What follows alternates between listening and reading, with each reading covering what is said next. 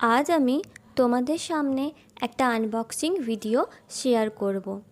Handmade jewellery তৈরির টুলসগুলো আমি অনেক আগেই অনলাইন থেকে অর্ডার করে রেখেছিলাম।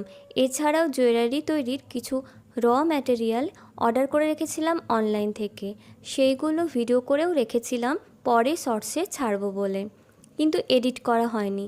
হঠাৎই ফোন ঘাঁটতে ঘাঁটতে আজ এই ভিডিওগুলো আমার চোখের সামনে ভেসে উঠলো, তাই দেরি না করে ভাবলাম চটপট এডিট করে নিই।